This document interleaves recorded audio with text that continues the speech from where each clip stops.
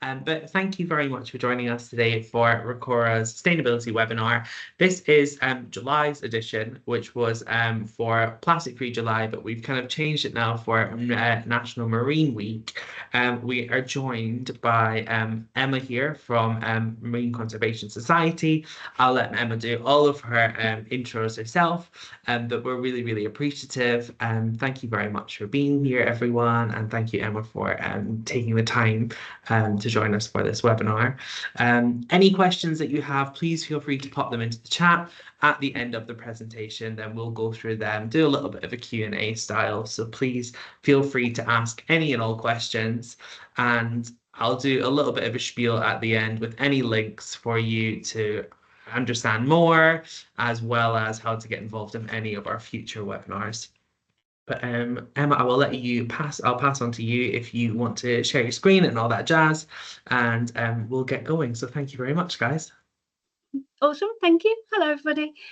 So I'm Emma. As Matthew said, I'm from Marine Conservation Society. I'm going to talk to you today about just a few things that the Marine Conservation Society have done, and kind of why we need to help conserve our oceans. So I will share my screen to show you some PowerPoint slides. So I will do that now, and we can start. Here we go then, guys. So as I say, I'm from Marine Conservation Society, and together we are trying to get a cleaner ocean. So the Marine Conservation Society is involved in lots and lots of different initiatives, and the aim is essentially cleaning the ocean. So you may be quite aware of some of the issues that we do have with the ocean at the moment. Some of the pollution that is finding its way into our oceans and isn't being removed or isn't being broken down, and is causing or starting to cause some major issues. So before we get started on these issues, I thought I would introduce myself just a little bit, and kind of why I feel quite passionate about trying to help the oceans. Now, one of the big reasons is my daughter. I want her to be able to enjoy the oceans and the biodiversity that is present in the oceans, and for generations to come. Now, we also rely on the oceans quite a lot. We've got things like transport, things that we perhaps don't think of when we think, oh, conserving the oceans. But a lot of what's in there and a lot of what they provide is really, really useful to us. So you can have a little think if you want to about, what's your connection to the ocean? Is it transport? Is it food? Do you have sports or hobbies associated with it? And these are all important reasons for us to act on it, really, and to help conserve what we do have. So I've chosen a selection of pictures here. This is from a Life-Saving Day, a Stop the Sewage protest, and just some fun activities that we do in the ocean. So I'm fortunate enough to live by the sea. So when we think then about our oceans and what we use them for and what we rely on them for, it starts to become really, really apparent that we need them. We need these oceans, and we need them to have the biodiversity that they do. And we need them to be clean and healthy for all of our benefits. So why is ocean pollution a problem then? So why do we need to do something about ocean pollution? Feel free to kind of, if you do want to share any ideas, feel free to pop them in the chat and we can come back to them later and things. Or if any of you have any questions or anything that you want to bring up, please do. So our oceans, they're kind of the pollution going into them is one of the main drivers of our current biodiversity crisis. So this actually means that 40% of marine mammals are threatened with extinction because of the pollution going into the oceans. So plastic and chemical pollution, these are quite big problems, and these are affecting our marine wildlife. So it affects the marine wildlife in their metabolic rates and the chemical reactions happening inside them that keep them alive. It also affects their reproduction. So a lot of these marine wildlife is struggling to maintain populations because of the changing conditions in the ocean. So the ocean is also, you may have thought of this as why is the ocean important? It's also a big store of carbon. Now, we have the kind of climate change happening where our levels of carbon dioxide are increasing. Now, a lot of the carbon dioxide can actually be dissolved into the oceans, and it's seagrass and seaweed can metabolize this and kind of change it into biomass. So this, the oceans having this kind of varied wildlife in there is really, really important. So with the Marine Conservation Society, one of the goals is to get a cleaner ocean for everybody. And the Marine Conservation Society works with communities, works with businesses, works with governments and change makers to help make a difference. And this mission is really like people powered. So it's people powered using some science. So this is a UK wide community of ocean lovers and from various different walks of life. And we all work together to try and realise this vision of a sea full of life where nature flourishes and people thrive. So the Marine Conservation Society for 40 years has been the voice of the ocean, and it has helped in defending habitats, defending species, and working around the UK to protect our seas. So this action that we do, this people-powered action through science, is what I find really, really interesting, and it's actually something that everybody can get involved in. So there are some projects, so some citizen science projects, where data collection and kind of surveying can be done by as many people as possible. Now, these initiatives help everybody to become connected to what we're trying to do. So the most recent one was the seaweed survey. So people were called to have a look at what seaweed was present on their beaches. Now, this was looking at the effects of the acidification of the oceans through the excess carbon being dissolved in. And these indicator species have been looked for and counted to inform the next steps of planning. So using science like this, we can track the health of the ocean, and we can help to influence businesses, we can help to influence governments to call for better environmental regulations. So one of our main kind of projects is microplastics. So microplastics, you've probably all heard of microplastics. Sorry, my frozen. There we go. So single-use plastics and microplastics have become quite a big issue. So the Beachwatch data shows that thousands of single-use plastic items are found on UK beaches each year. So in order to kind of combat this, we need to try and ditch our single-use addiction. So we can't keep up with the recycling of all of the single-use objects. And this is kind of making its way into our oceans, into our waterways, and causing environmental problems. So the Marine Conservation Society is trying to call for stricter regulations from change makers and governments on single-use items. So not even just plastics as well. It's important that we don't replace single-use plastic with another single-use item. So there is a big focus on reusability of things that we have and things that we can use. So we use data that's collected from our beach clean surveys, and we use this data to kind of rally political parties and try and get change to happen. So this change can be really, really small or really, really big. You might have seen plastic bottles with the lids that now are kind of attached. So these kind of changes come about because of the data collected when we document and we kind of count all the pieces of litter that we find. So it was quite often that people would throw away bottles, but not the lids. So lots and lots of lids are found on beaches, in lakes, in our waterways. And by using this data, we're able to make change happen. So manufacturers change what they're doing so that it's easier to recycle, easier to dispose of these plastic bottles with lids. So there are plenty of other examples where you might have seen small changes. You might have noticed kind of the things that we buy in cafes and things. There's much less single-use plastic. There's a lot more things that are either reused or things made of different materials.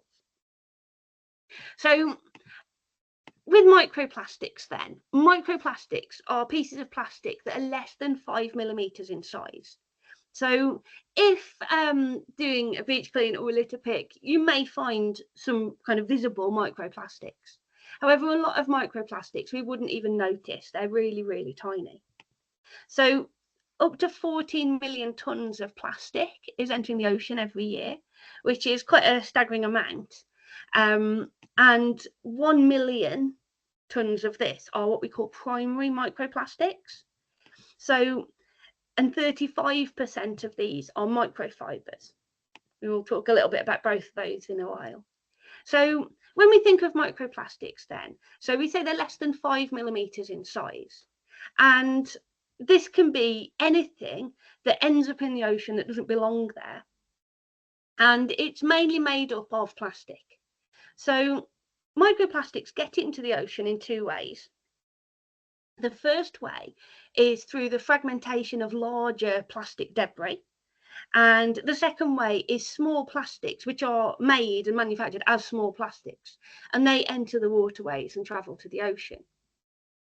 So our primary microplastics, so one of these are these small plastic pellets called nurdles. A lot of people actually go and search for nurdles. And these are used in manufacturing. They're kind of resin pellets, and they're often lost during transportation. They can they're in like the fillings of things. They're used to manufacture bigger plastic products. And as they're transported, or if they're thrown away and they break and things like that, they end up in the oceans. So this is one of the plastics which is the kind of feedstock of the plastic industry. Now, another source of microplastics is personal care products. So this we will touch on again when we look at the chemicals, but some types of polymer have traditionally been used in like exfoliator products and things like that. Where these, even toothpaste has contained microplastics in the past. Now, there has been a lot of change here, and people have become more aware of microplastics. Now, one of the things that the Marine Conservation Society is trying to do is to just kind of stop the use of these microplastics.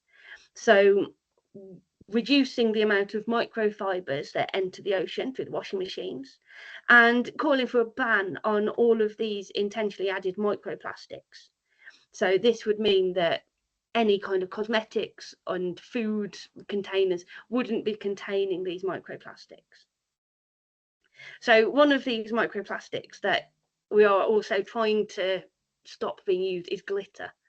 So glitter is everywhere, and it is actually a microplastic. Now, there have been some eco glitters brought onto the market and things like that, which are able to biodegrade.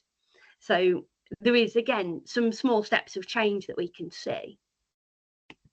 So secondary microplastics, these are kind of big plastics that are broken down into smaller plastics.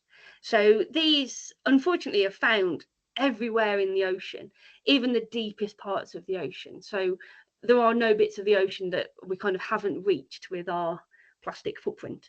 But these secondary microplastics, these are big plastic materials that are being broken down. Now, when they're in the sea or in water, they tend to float and they're exposed to sunlight, and UV, as well as the action of wind and waves, will break down these big plastics into the microplastics. And these are our secondary microplastics. Now, we can avoid the addition of new secondary microplastics because we can remove some of the big bits of waste which would break down into microplastics. But microplastics, once they are there, they're really, really difficult to get rid of because they are just so small.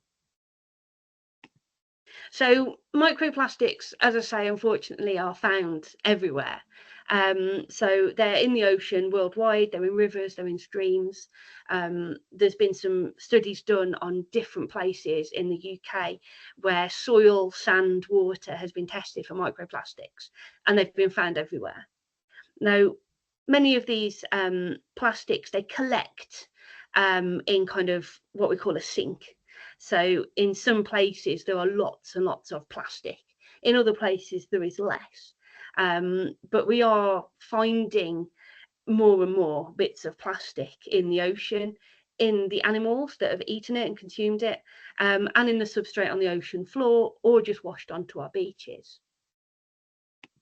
So one of the problems with microplastics is the bioaccumulation. So this is when organisms eat or take in the plastics and it passes along the food chain. So plastic, we're unable to digest. There are no enzymes in us or any other living things that can digest plastic. So once it's been eaten by something, it remains in there. So as these smaller organisms are eaten by bigger organisms, so in terms of our marine life, this is likely to be plankton and fish. The amount of plastic in there will build up, and this can build up to toxic levels, where we will find that the larger animals will die because of it. Now, the microplastics also have a kind of other problem with this, in that certain toxins and chemicals can be absorbed by the microplastics or be present on the surfaces. And these toxins will also be then taken into the food chain. So the bioaccumulation of this is a big issue. So these are some examples of some microplastics. So ones that we might be able to find are fragments and nurdles. Fibres, foam, and microbeads are much more difficult to find. So foam in big pieces we can find, but below 5 millimeters, it's quite difficult. So these are some of the microplastics that we see in our waterways, in our oceans. So with the Marine Conservation Society, we work with various different organisations that are protecting both animals and plants in the ocean, and try to enforce and increase legislation and policies which will reduce the amount of microplastics ending up in our oceans. So there's a forthcoming standard for PAS, which is to prevent plastic pellet production. And this means that industry, retailers, everybody we can is being called to reduce the use of these nurdles in their production practices. So in England, these are some of the changes that have been brought in already. There are some different ones across Scotland and Wales and Ireland that are all detailed on the Marine Conservation Society website if you are interested in them. But in 2015, a charge for single-use plastic bags was introduced. And statistics show that the use of single-use supermarket plastic bags has fallen 98% since this has been introduced. And the Marine Conservation Society has found that 65% less single-use plastic bags have been found on beaches than before the ban was introduced. We also have, in 2020, England banned single-use plastic cotton buds, stirrers and straws. And 2023, so single-use items, so things like plastic plates, trays, bowls, cutlery, balloon sticks, and certain types of polystyrene cup have been banned. So there is a new scheme supposed to be starting in 2025, which is a deposit return scheme. So this is a scheme in which plastic bottles, lids, even things like aluminium cans will be returned in terms of a deposit return. And the Marine Conservation Society is calling for the government to set targets for this, and also targets that include the reuse of items. So reuse, as I said before, is not currently included in the environmental bill. So the Marine Conservation Society is calling for change in this, and to try and move the UK to a society with reuse at its heart, which will massively help with these kind of objects finding their way into our oceans. So some of the other things that we have been looking at are water quality, where drainage of overflows, so sewer overflows and misconnections within this system are causing chemicals, sewage, plastics to be dumped into the oceans. So the UK government plans currently don't include estuaries and coastal waters, marine protected areas, and upstream solutions to stop this happening at source. This is one of the things that the Marine Conservation Society is currently gathering data for. So we're looking for kind of evidence of these outflows on our beaches, but also further upstream. So where some of these things are entering the waterways, the Marine Conservation Society wants to try and cut it off at source, so that it doesn't make its way into the oceans. So these overflows, it's often following periods of rain where there's kind of too much water, and the infrastructure is just lacking. The infrastructure isn't there to deal with it. And one of the things that we're calling for is that this infrastructure is improved. So we have less need to have these overflows where, unfortunately, sewage and rubbish and litter are making their way into our seas. So this also covers chemicals. So a lot of the chemical pollutants, they end up in the ocean either kind of directly or through other activities that are taking place in the ocean. And they can leak into rivers and waterways from the land that they can be used on. And then they're carried out to sea. So there is a bit of a misconception that because the ocean is absolutely massive, we can kind of dilute these chemicals to a point where they don't have any impact. But that isn't the case. We have a type of polymer, which is a forever chemical, and we're calling for these to be banned from all non-essential uses. So these chemicals, just like plastics, don't break down, and again can accumulate in food chains. They can accumulate in kind of these sink points, and we can end up with heavily polluted oceans. So these chemicals in our waterways, in our rivers, in our oceans, can affect the fertility of marine wildlife. They can affect the hormones and the immune systems of these marine wildlife, and they can also leave them vulnerable to diseases and other stressors such as climate change.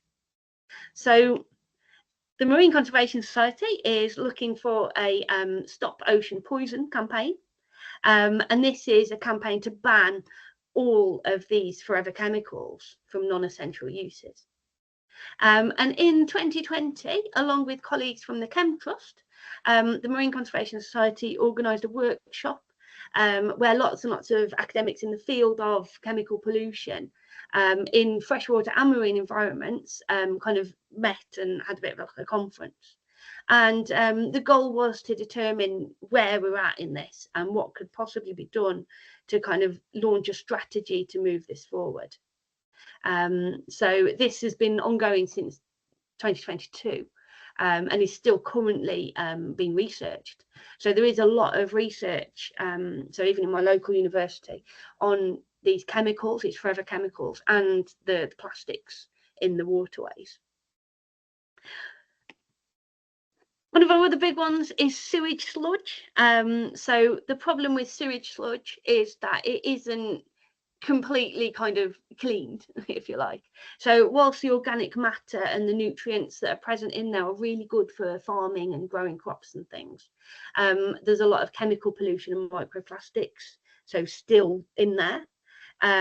So this is something that the Marine Conservation Society is trying to raise awareness of, and try and kind of come up with solutions for.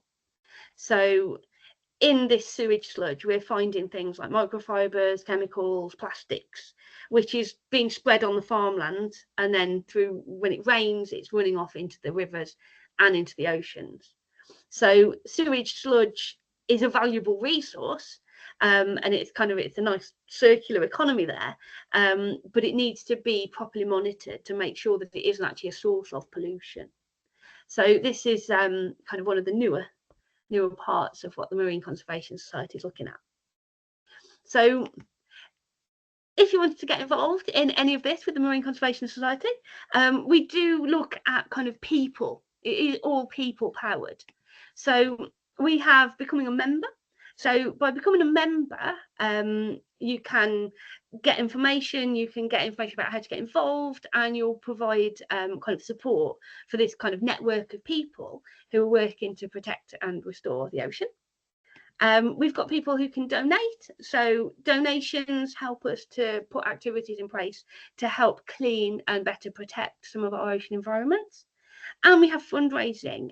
So this raises awareness as well as funds, where people take on challenges and people raise money to help fight for the ocean for generations to come. Now, other things we can do, we've got sustainable seafood. This is something I find quite interesting. Now, if you go onto the Marine Conservation website, you can actually download an app which helps you make decisions on what seafood is sustainable and what isn't. If you want to know more about that, just ask me at the end. We can reduce our plastic footprint, so we can help reduce the amount of plastic going into our waterways. Again, on the website, there's lots of steps that we can take there. And our last one is the fun and the learning. And this is going into community groups, going into schools, any kind of groups really where people want to learn more about the ocean and perhaps get involved in doing something to help it.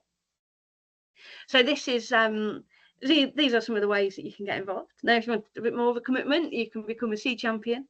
So these are some of the volunteers who give time to support causes. So whether that's collecting data, collecting litter, giving speeches and talks, but all of this helps more people to be aware and bring more people in to help us clean up the oceans.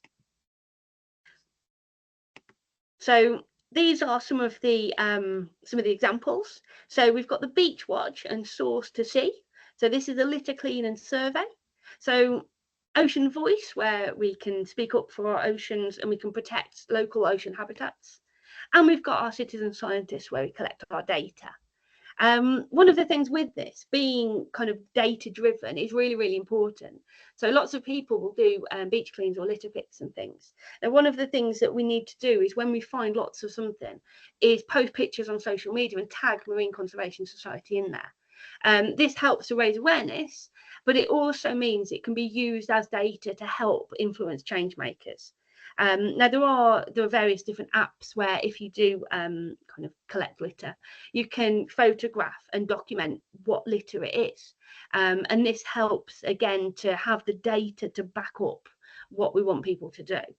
So we all know that some types of manufacturing need to change what they're doing, and it would really, really help. So we need the data to be able to take to them and say, look, this is what we found. Can we do this? So it's really, really important that what we do is driven by our kind of science and our data. So just a quick one on our campaigns. We have Stop Ocean Poison. We've got Stop Ocean Threads. So this is calling for better filters on washing machines to stop the microfibers that are shed from our clothes to be fitted. So all new domestic and commercial machines, and then retrofitting kind of commercial machines. We've got sewage-free seas, so to stop the sewage going into our waterways. And we've got the ban on disposable vapes. So this is, again, fed by data of finding lots and lots of disposable vapes in our waterways. Now we also have the health benefits, especially to children, of this as well. So whoever and wherever we are, we all share the one ocean, and we can all work together to help preserve it and help protect it. So thank you so much for your time today. I will leave that on there in case you want that QR code to get onto our website, but it's really, really easy to find information about the Marine Conservation Society. So I will stop sharing now and hopefully be back on Teams. Yeah. So awesome. Thank you so much, guys. Thank you very much, Emma. That was really, really helpful. I love that. Thank you. If anyone has any questions, this is the time to ask them. Feel free to pop them in the chat and we can do a quick little Q&A for the next sort of like 10 minutes or so. Yeah, but thank you, Emma. If anyone wants to find out more, I will email over some links and whatnot as well. And the webinar will be available to watch again if anyone wants to look back at any of the further information. So do not worry, we can get that there.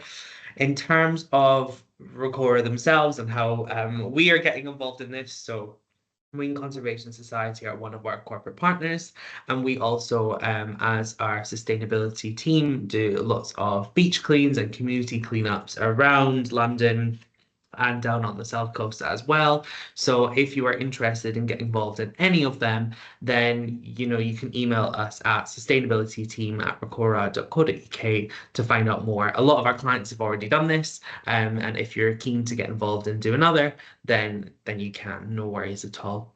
But yeah, anything you want to add, please feel free to pop it into the chat now. I will just make sure that that is all good to go. Should be, yeah, the chat is on. But this is the time for any questions.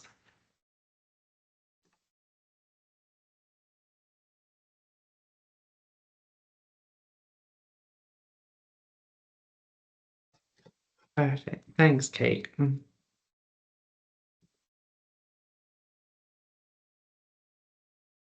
I think a question for me, Emma, is if for some of our clients that are maybe in offices, and what would you say is kind of the best way to engage people in making sure that they are caring for the planet and kind of for our waterways?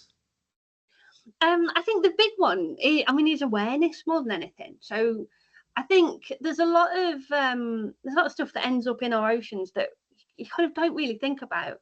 I mean, certainly the fibres and things in the manufacture of clothes and kind of the washing of clothes. Now, there's not a lot really that we can do at the moment in terms of stopping the fibres from our washing machines. It's been found it's not really an option to retrofit everybody's washer.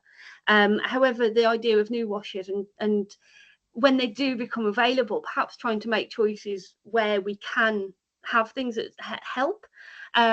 It's not always financially viable, but if enough people are interested in it, we can hopefully kind of get the prices down and make it more accessible to everybody.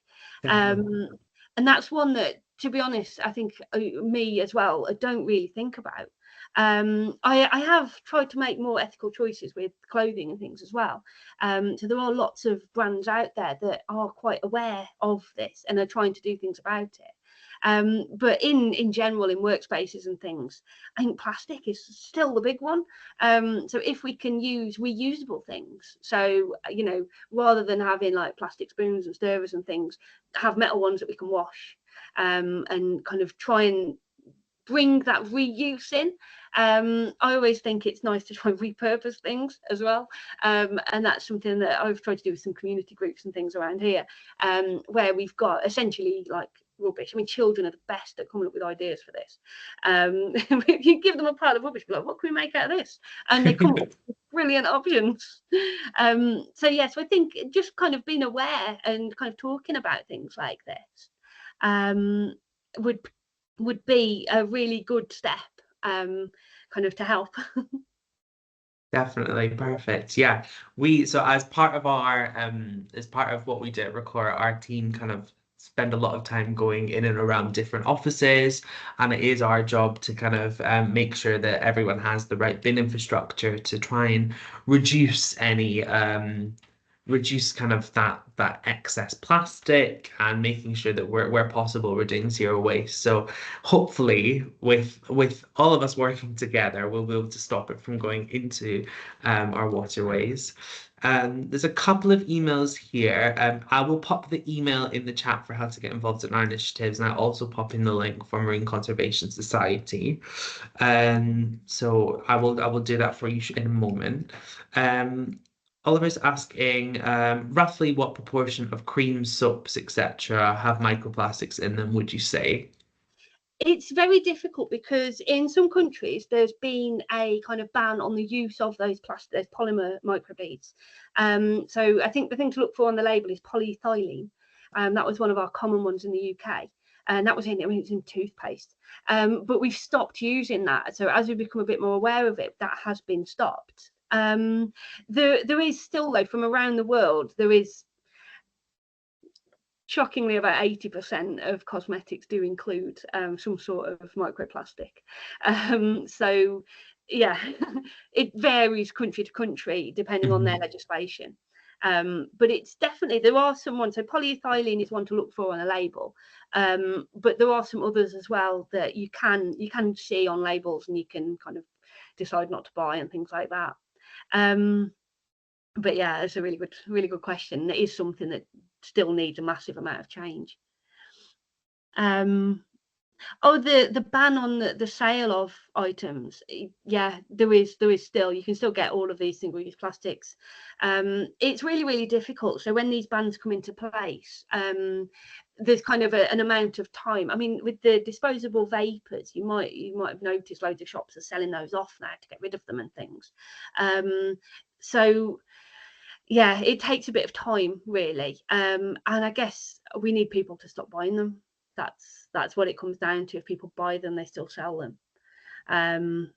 But as the Marine Conservation Society, we will try and kind of make headway into that and just stop them becoming available, which then means we can't keep contributing to this plastic.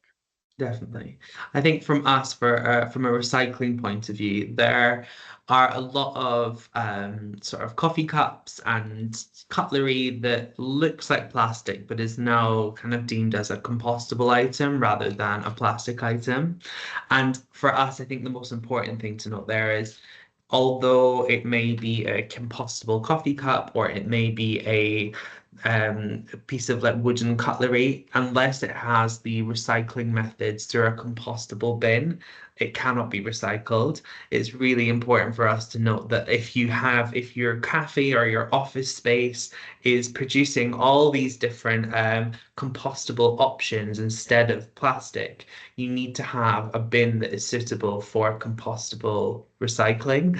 A lot of the time they get mixed in with our mixed recycling and it cannot be recycled properly. So it's really important that if you are purchasing and your procurement teams are purchasing this compostable kind of plethora of different cutleries and whatnot, it's really important that you have a way to bin that. Similarly, with vapes, we have that as well. We have a big issue with vapes and batteries at the moment. If you are a building that is producing a lot of those, it's really important that they are being segregated properly. So if you don't already, they should be going into your battery and vapes bin in your office spaces rather than recycling or general waste, because they can cause a lot of health and safety problems. So it's really important that they are firstly going into the right bin and not ending up in our waters. So for us, we don't send anything to landfill. We don't send anything really outside the UK. 98% of our recycling stays here within the UK. So it's really important that we don't send anything kind of without transparency. It's really important for us. A couple of very small questions will go. Kylie's asking, it'd be beneficial to share this with our team in the offices. Is there a version that we can place on the notice board? Is that something that can be offered, Emma? Yeah, I can sort that out. Fab, thank you. And then final question from Ollie. Do you get microplastics from things like plastic cups, plates, and Tupperware when they go through a dishwasher?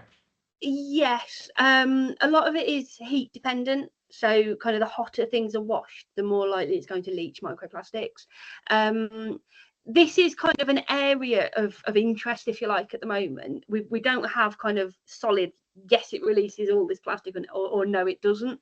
It's currently thought, though, that when things are washed kind of hot and kind of abrasively, then yes, there will be some element of microplastics. However, these are reusable plastics, and we would encourage the use of reusable plastics over single-use plastic items. So it's kind of, it's one of those middle ground things. Now you do see increasingly kind of metal and like bamboo and stuff like that used in like Tupperware, which is, I think, going to become more the norm. But yeah, it started off with the plastic bottles that were the kind of non-reusable, where people were washing and reusing them. They're the worst ones, whereas the reusable ones, it would be a lot less. But yes, there will be small amounts, especially when washed at hot temperatures. Perfect. Thank you. Well, yeah. Thank you very much, Erin, for joining us, and thank you everyone for all the questions. It's been very interesting, and I've learned a lot. So thank you very much. But I think this is a good time for us to leave it. I will pop in an email with kind of all of the different links and whatnot for us to discuss. But if anyone has any further questions, I popped the email above, so you feel free to send us anything across, and we can get that info for you. And thank you once again, Emma Marine Conservation Society, for joining us. No worries. Thank you for having me. Thanks. Take care, everyone. Have a lovely rest of the week. There's only 1.5 days to go until we are at the end. Take care, guys. Bye-bye.